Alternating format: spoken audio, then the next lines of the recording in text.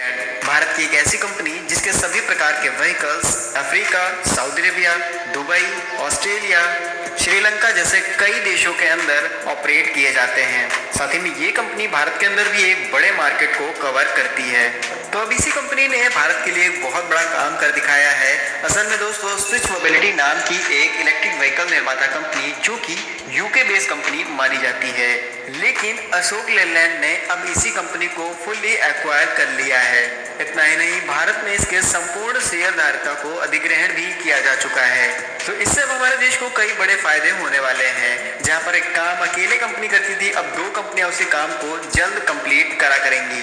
बात करें दोस्तों हम स्विच मोबिलिटी के बारे में, तो यूके की ये ऐसी कंपनी है जो इलेक्ट्रिक बस और वैन का निर्माण करती है। साथ ही में कंपनी प्लान बना रही थी कि वो भारत के अंदर इलेक्ट्रिक व्हीकल्स के व्यापार को वैश्विक स्तर पर ले जाए और पूरी दुनिया में अपने ही देश का नाम कर पाए, लेकिन अशोक लेलैंड ने इस कंपनी का अधिग्रहण पूरी तरीके से कर लिया है। दोस्तों, यह अधिग्रहण 14 जून 2021 को कंप्लीट किया गया और अगर दूसरी भाषा में कहें तो आप अब इसे भारत की कंपनी मान सकते हैं। और बात करें हम देसी कंपनी अशोक लेलैंड के बारे में, तो ये अपने व्यापार को पहले से ही वर्ल्ड वाइड करते आए हैं और अब इस कंपनी की वजह से ये अपने व्यापार को ज्यादा तरीके से बढ़ा पाएंगे। दूसरी भाषा में कहें तो अब मेड इन इंडिया प्रोडक्ट्स ज्यादा से ज्यादा देशों में हमें देखने को मिलेंगे। फिलहाल यहाँ पर रिपोर्ट के मुताबिक सिर्फ इतनी ही जानकारी शेयर की गई है। कंपनी किस तरीके से यहाँ पर आगे चल के काम करने वाली है, अभी इसकी कोई खास जानकारी शेयर नहीं की गई है।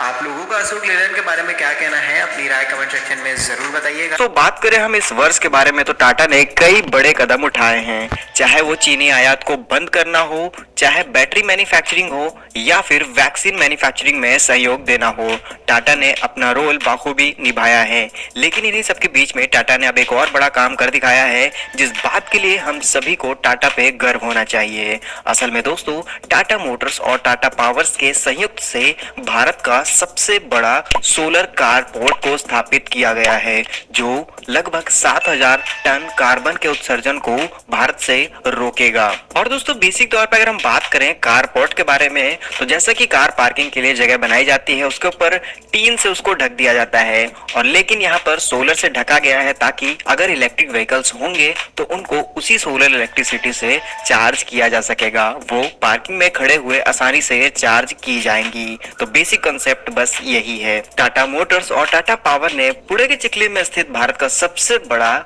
ग्रिड सिंक्रोनाइज के पास में ही इस कारपोर्ट को स्थापित किया है। टाटा पावर द्वारा तैनात किए गए 6.2 मेगावाट सोलर पैनल्स करीबन 86.4 लाख किलोवाट इलेक्ट्रिसिटी को पैदा करेंगे। टाटा मोटर्स और टाटा पावर के बनाए इस कारपोर्ट को 3000 वर्ग मीटर में फैलाया गया है। इस कारपोर्ट में पूरी की पूरी ग्रीन एनर्जी यानी कि किसी भी प्रकार का कार्बन इमिशन नहीं किया जाएगा। वैसे तो टाटा मोटर्स ने एक और बड़ा कदम उठाया कि वो 2040 तक लगभग शून्य कार्बन का उत्सर्जन करने में भारत में बहुत बड़ा सहयोग देने वाले हैं। दोस्तों, बात करें इस प्रोजेक्ट के बारे में, तो 31 अगस्त 2020 को टाटा मोटर्स ने टाटा पावर के साथ एक PPA यानी कि पावर परचेस एग्रीमेंट को साइन किया था, जिसके ऊपर फाइनली अब इस प्रोजेक्ट को बनाया गया है। सबसे इंटरेस्टिंग चीज आपको यहाँ पर बताएं तो इस काम को 9.5 यानी कि 9 महीने 15 दिन के अंदर ही बना करके तैयार किया गया है, जो कि अपने आप में एक नया रिकॉर्ड बनाता है। और पिछले बीते वर्ष के टाटा के कुछ बड़े प्रोजेक्ट की बात करें तो यहाँ पर टाटा ने लगभग 88.7 मिलियन किलोवाट नवीनीकरण यानी कि ग्रीन बिजली को पैदा किया है, जिससे करीबन